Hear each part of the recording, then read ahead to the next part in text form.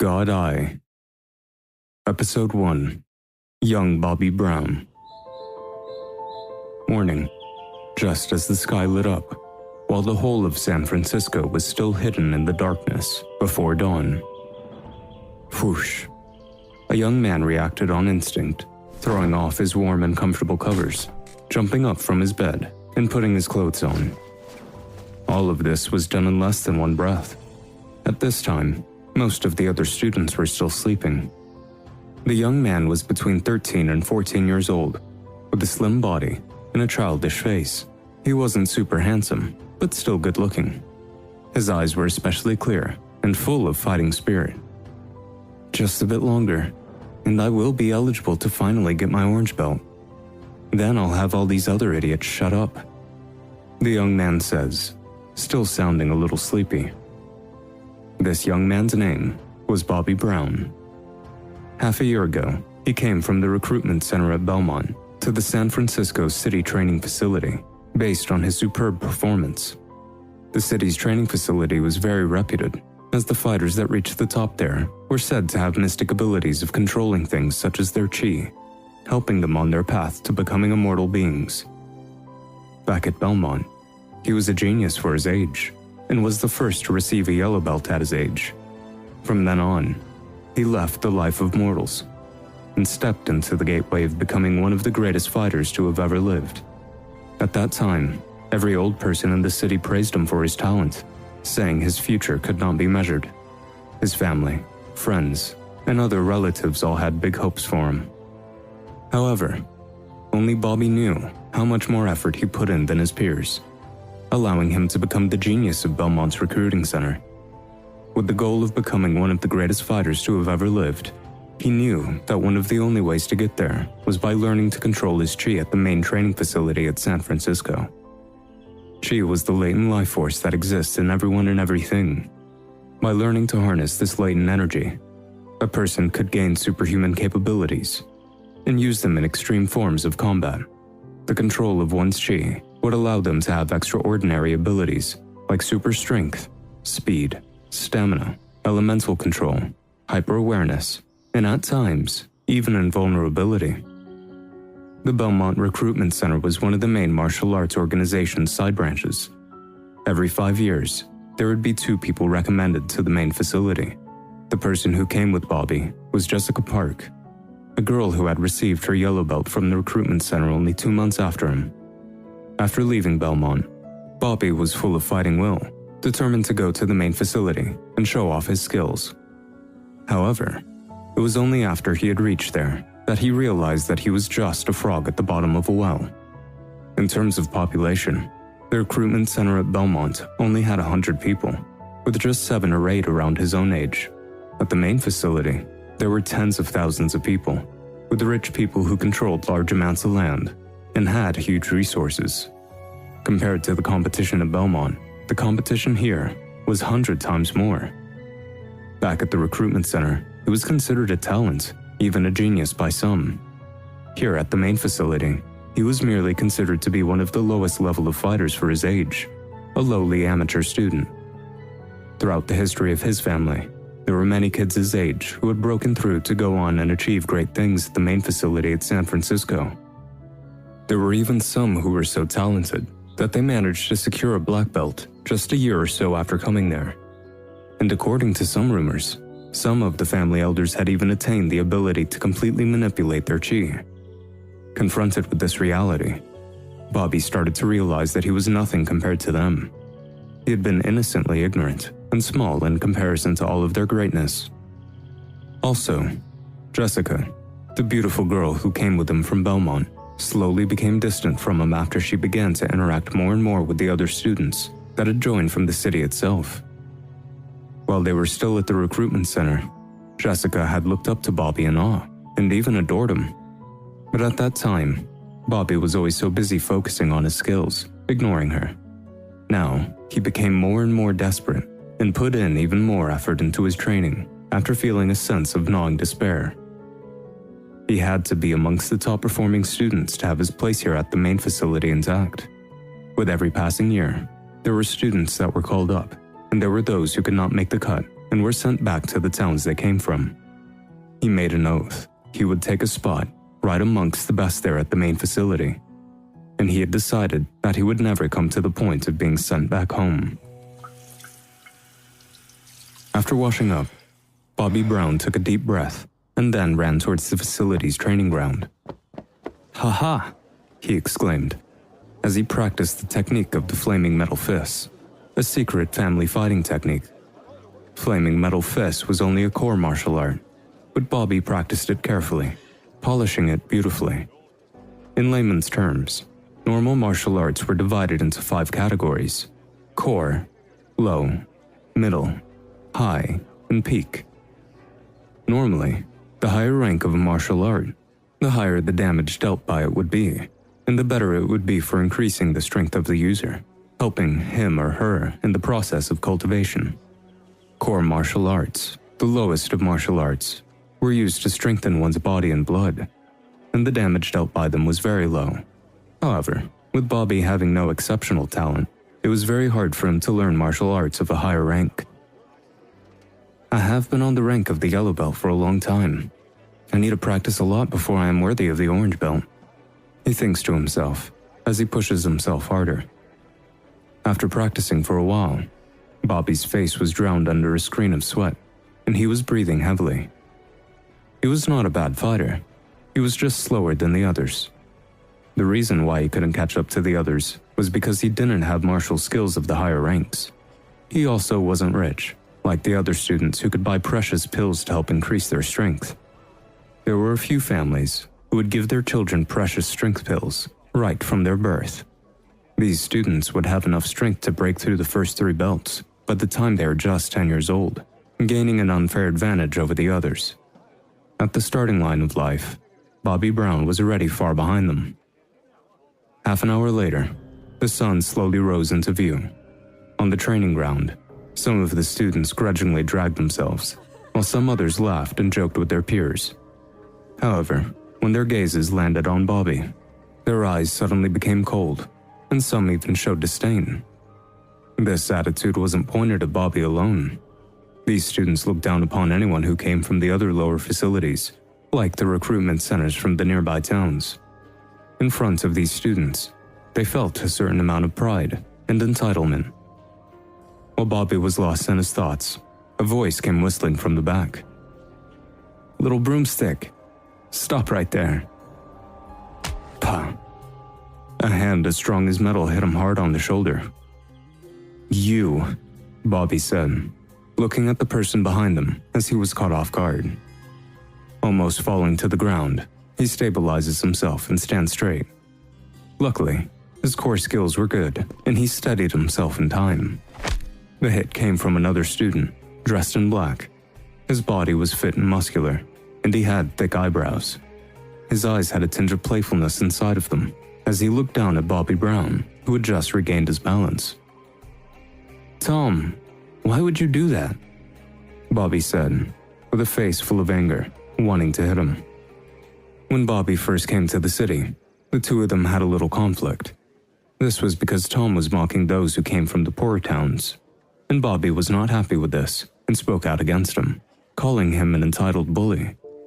Tom was a person who took revenge at every possible opportunity, and from then on, whenever he found Bobby alone, he would humiliate him every time while his friends backed him up. "Tommy, with your strength, if you cannot take this weakling in 10 moves, it'd be a shame." 10 moves? Tom is already at the peak of the list of students going to get their green belt. To fight this weasel, I think 3 moves will be enough. 3 moves? If they fight straight on, it will not be that easy. Tom's friends all started talking amongst themselves, ready to watch the show. Most of them did not care about what happened, so they spoke without restraint. 3 moves. Tom raised his head and laughed with a look of disdain on his face. "You were all embarrassing me. To beat this kid, I will only need 1 move." "Only 1 move?" Someone from the group was heard saying in shock. The students who were present there had looks of shock on their faces. 1 move? Is he that strong? Bobby thought to himself as his eyebrows scrunched up and his face changed color, with anger blazing in his heart. He and Tom only had one rank differentiating the both of them. If Tom did well, maybe he could win in 3 moves. That was true. However, just 1 move? That was a humiliation. Facing his provocative eyes, Bobby calmed down and thought, I cannot fall into this trap. Even if I live through this 1 move, he will still humiliate me afterwards. Having been in the city for half a year, Bobby Brown had been beaten a few times and had learned to bear with it. I'm quite tired from training today. Let me rest for a few days, and then I'll fight you, Bobby says with a blank, expressionless look on his face. Okay, kiddo. I will let you off the hook today. But the next time we see each other, do not forget about today's 1-move battle, Tom said, as his eyes gave off a cold look. Bobby's heartbeat started rising once more, and he thought, it looks like Tom isn't going to let me off the hook. I need to become eligible for the orange belt. Only then I'll have a chance against him. After leaving the training ground, Bobby returned home. Since he had managed to gain entry to the main training facility in the city, his parents gained a bit of his prestige and came to the city as well. This was supposed to be his parents' reward. However, Bobby felt ashamed, because his performance at the training center might disappoint his parents. He might also disappoint those of the older generations, who had high expectations of him back at Belmont. I'm back, Bobby said, with his head down. A deep, calm man walked out of one of the rooms. It was Bobby's father, Deontay.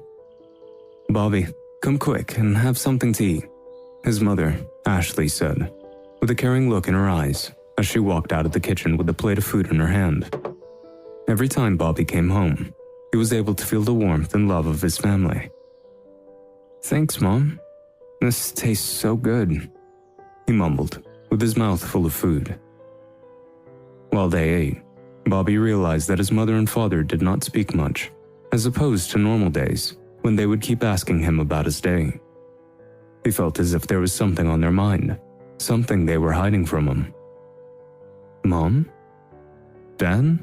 What are you… Bobby said, as he saw the solemn expressions on their faces, looking as if they had something to say. Deontay and Ashley looked at one another, and then they took a long sigh together. Let me say it, Ashley says, taking a slight pause. Some people came over from the training center with a letter, she added. Letter? What letter? Bobby asked, not understanding what his mother was talking about. With a long face, Ashley continued. The martial arts training center has now made some new rules. If the recruitments from outside the city do not receive the green belt before the age of 15, they will be sent back. And not only that, they will not be able to take part in the center sparring competition. What? Bobby said, as his heart stopped for a second and his face changed dramatically. The center sparring competition was where the youth fought to show off their skills. The ones who won would get rich rewards and have a chance to become an inner core student, who would be fully trained by the higher-ranked fighters of the center free of cost. Thus, it was a chance to turn into a dragon from a fish for the poorer student like Bobby. If they lost the chance to enter, it was the same as being thrown away. And the rule that made Bobby Brown's heart cold was the last one. Before the age of 15, those who were not able to be awarded the green belt will be sent back to the towns they were selected from. No, this cannot be true, Bobby said in a soft voice, with both his hands clenched together. He and his parents wouldn't have the face to be sent back to Belmont. This rule is only applicable for the recruits from outside the city, his mother says, with a look of dissatisfaction on her face. Mother, father, it is okay. I'll train even harder and get my orange belt before the center sparring competition, Bobby said, as he clenched his fists. There's still 2 months left, and to register, you need to sign up a month earlier, To break through and get your belt in such a small time is not an easy task, his father said, trying to console him. Bobby's eyes went dim, as if he had fallen into darkness. If there were 2 months left, and he doubled his efforts, there was around 20 to 30% chance of success. To break through in a month, however, he believed would take a miracle. After staying silent for a long time, Ashley wiped the corners of her eyes and spoke softly.